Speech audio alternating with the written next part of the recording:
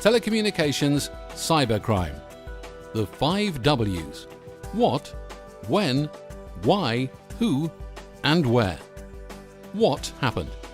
The crime is usually identified in one of 2 ways. A business phone system isn't working. This morning, neither Joe's outbound nor inbound calls were working. He called his supplier and discovered that he had been billed for calls made from his phones to many expensive exotic destinations. This had taken his account over its credit limit, automatically blocking the account. Secondly, a business can receive an enormous phone bill. Jane called her supplier and was told she had been billed for calls made to many expensive and unusual destinations from her phones. When did it happen? Frauds usually take place overnight, at the weekend,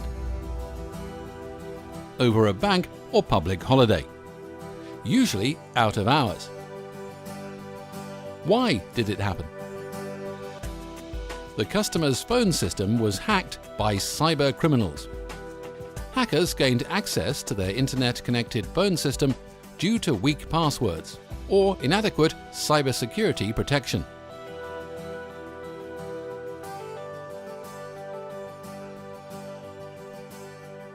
Then the criminals either routed calls to high-cost international destinations through the business phone system, or stole credentials, usernames and passwords, and loaded them onto their system to generate high-cost international calls.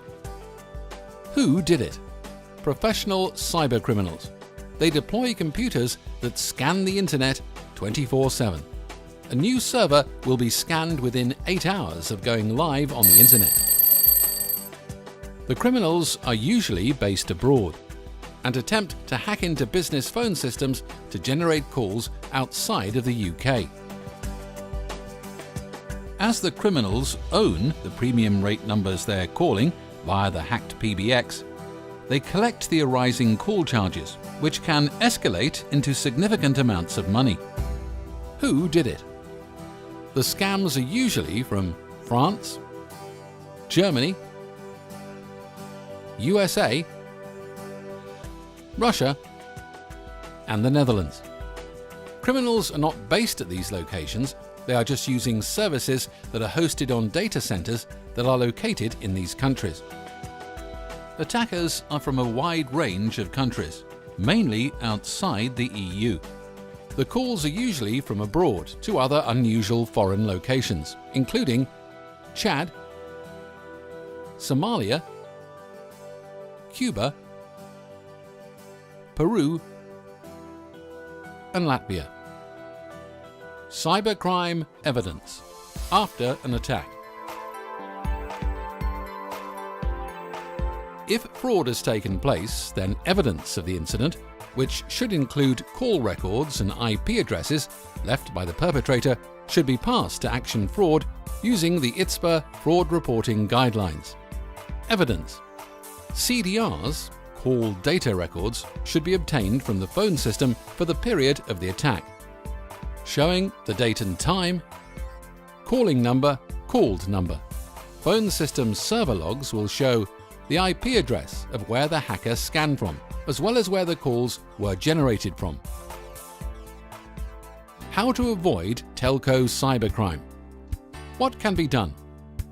Stop the hack. The simplest solution is to prevent any fraudulent access in the first place. There are steps that can be taken to protect networks.